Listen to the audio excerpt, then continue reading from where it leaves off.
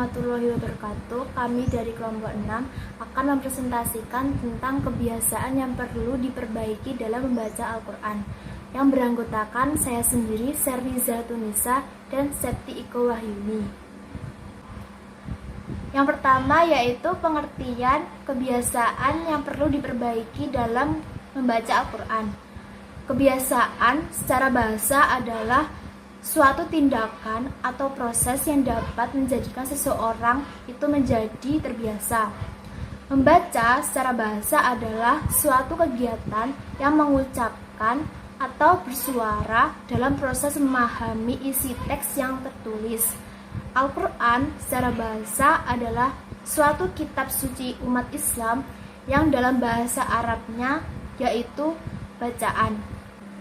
Jadi maksud dari kebiasaan yang perlu diperbaiki dalam membaca Al-Quran adalah suatu tindakan atau perbuatan dalam melafalkan bacaan Al-Quran dalam kehidupan sehari-hari, baik diucapkan dalam lisan maupun dalam hati, dengan tujuan untuk beribadah kepada Allah Subhanahu wa Ta'ala. Yang kedua yaitu hal-hal yang perlu diperhatikan dalam membaca Al-Quran.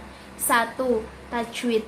Tajwid adalah membaca huruf sesuai dengan hak-haknya, menertibkannya, serta mengembalikannya ke tempat keluar dan asalnya, serta memperhaluskan pelafalannya tanpa dilebih-lebihkan, tanpa dikurangi, dan tanpa dibuat-buat. Kedua, makhorijul huruf. Makhorijul huruf adalah membaca Al-Quran huruf hijaiyah yang mempunyai letak yang berbeda-beda ketika pengucapannya. Yang ketiga, gorib. Goribul Quran adalah ilmu yang mempelajari tentang makna kata-kata yang ganjil yang tidak terdapat dalam percakapan sehari-hari. Yang keempat, tartil. Tartil adalah membaguskan bacaan huruf-huruf Al-Quran dengan jelas, teratur, dan tidak terburu-buru, serta mengenal tempat-tempat wakaf sesuai aturan tajwidnya. Selanjutnya yaitu poin C, adab kebiasaan membaca Al-Quran. Dalam kamus Al-Munjib dan Al-Kausar, adab dikaitkan dengan akhlak yang memiliki arti, budi pekerti, perangai, tingkah laku atau tabiat sesuai dengan nilai-nilai agama Islam. Sedangkan dalam bahasa Yunani, adab disamakan dengan kata etikos atau etos yang artinya kebiasaan, perasaan batin, kecenderungan hati untuk melakukan perbuatan. Etikos kemudian berubah menjadi etika. Sebagai seorang manusia tentu mempunyai adab atau norma-norma tersendiri agar hidupnya terarah, baik norma terhadap diri sendiri, makhluk ciptaannya, dan terhadap Allah Subhanahu wa Ta'ala.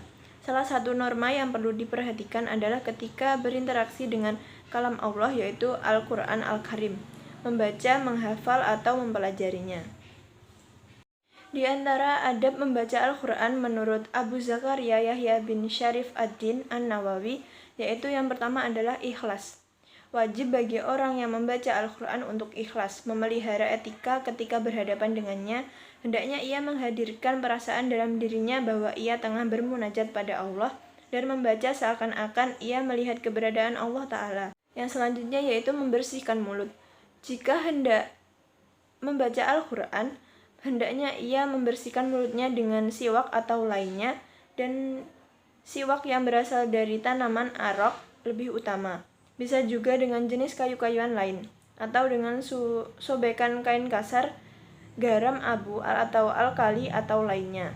Yang selanjutnya yaitu dalam kondisi suci. Sebaiknya orang yang hendak membaca Al-Quran berada dalam kondisi suci, dan boleh jika ia dalam keadaan berhadas. Berdasarkan kesepakatan kaum muslimin, hadis mengenai hal ini banyak dan sudah masyhur. Selanjutnya yaitu tempat yang bersih. Hendaknya membaca Al-Quran di tempat yang bersih dan nyaman. Mayoritas ulama lebih suka kalau membaca Al-Quran yaitu tempatnya di dalam masjid karena bersih secara global, tempat yang mulia, serta tempat untuk melakukan kegiatan keutamaan lainnya seperti iktikaf. Maka hendaknya setiap yang duduk di dalam masjid meniatkan iktikaf, baik duduknya lama atau sebentar. Yang selanjutnya yaitu menghadap kiblat. Hendaknya orang yang membaca Al-Quran di luar sholat membacanya dengan menghadap kiblat. Duduk dalam keadaan khusyuk dan tenang jiwa raganya, menundukkan kepala, tetap berniat menjaga adab. Yang selanjutnya yaitu memulai qiraah dengan ta'awudz, membiasakan mengawali setiap surah dengan basmalah, membaca dengan tartil, memohon karunia Allah saat membaca ayat rahmat, menghormati Al-Quran, dan tidak mengeraskan suara ketika membaca Al-Quran. Ini biasanya menjadi sub yang paling penting dan patut diperhatikan. Ketahuilah bahwa ada banyak hadis sahih dalam kitab sahih ataupun kitab lainnya yang menunjukkan mustahabnya mengeraskan suara ketika membaca Al-Quran.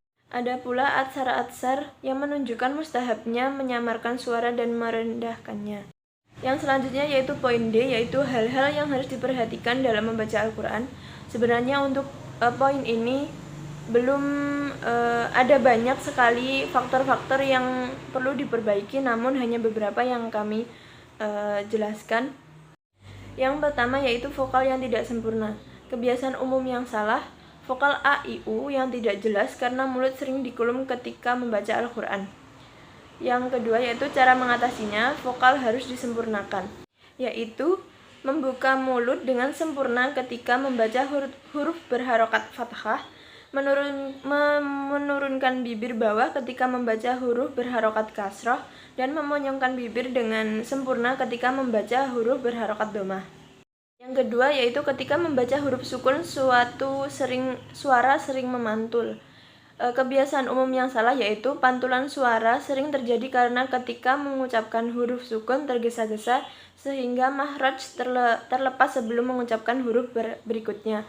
Cara mengatasinya yaitu lidah atau bibir ditekan dengan lembut ke langit-langit, kemudian dilepaskan dari makhrajnya bersamaan dengan pengucapan huruf berikutnya. Yang selanjutnya yaitu tidak konsisten dalam membaca mat 2 harokat. Kebiasaan umum yang salah yaitu membaca 2 harokat sering terlalu pendek atau terlalu panjang. Hal ini terjadi karena perhatian lebih besar terhadap lagu sehingga panjang atau pendeknya kurang diperhatikan. Yang kedua, ragu-ragu terhadap huruf yang akan dibaca berikutnya sehingga memanjangkan huruf sebelumnya. Cara mengatasinya yaitu ayun suara untuk huruf yang mempunyai 2 harokat. Tergesa-gesa sewaktu membaca huruf gunnah. Kebiasaan umum yang salah yaitu karena ketidaktahuan makna gunnah, membacanya sering tidak ditahan dahulu atau sering terlalu cepat atau langsung ke huruf berikutnya. Cara mengatasinya yaitu tahan suara lebih lama ketika membaca huruf gunnah. Sebagian ulama qiraat menetapkan dengan cara membuka atau menutup 3 jari yang tidak terlalu cepat dan tidak terlalu lambat, kecuali ketika non sukun bertemu dengan huruf-huruf ya, hamzah, ain, ha, ghain, kha, dan ro, maka dibaca langsung dan tanpa gunnah. Sekian presentasi dari kelompok kami. Apabila ada kurang lebihnya kami mohon maaf.